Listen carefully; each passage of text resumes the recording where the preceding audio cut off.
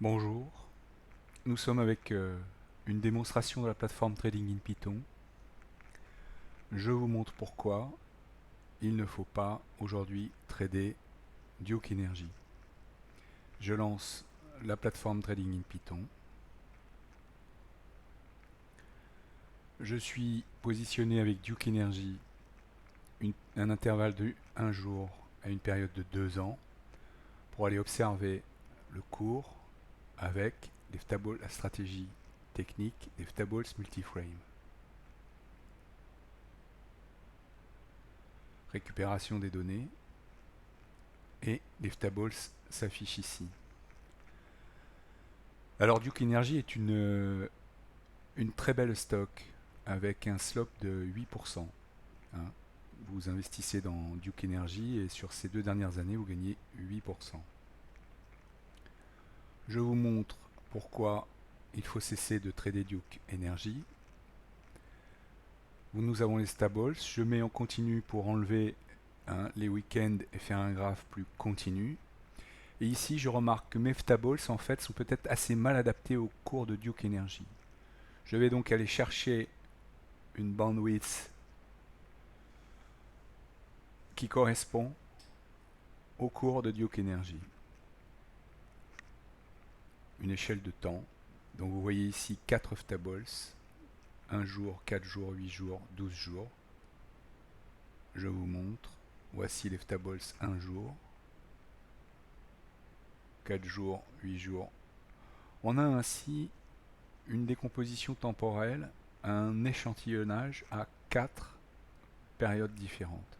4 périodes de temps. J'ai mes bandes de Bollinger avec leur largeur de bande et par défaut il y a 26. On pourra parler de ce chiffre 26 qui est assez caractéristique des indicateurs techniques. Mes tables se resserrent lorsqu'on est dans une phase d'agitation moindre du cours et forme de fantastique bulle lorsque le cours commence à augmenter, de bulles à la hausse et des bulles à la baisse. Je règle mes tables pour essayer d'obtenir quelque chose qui représente le cours de Duke Energy. Je vois que par exemple ici, j'ai des bulles trop grandes qui englobent plusieurs poussées du cours. Je vais diminuer les valeurs. Je vais chercher une valeur qui représente assez bien le cours de Duke Energy. Mes tables ici se développent en bulle haussière au moment de la montée du cours et se terminent à peu près lorsque le cours continue à baisser. On obtient une valeur de 41 pour la période d'échantillonnage des 4 tables. Pourquoi faut-il arrêter de trader Duke Energy? Je pense que vous en avez déjà une idée grâce aux tables. Effectivement, les FTA se resserrent autour du cours et donc sont plutôt en train d'indiquer une entrée en range de Duke Energy. On regarde un instant les histogrammes des tables.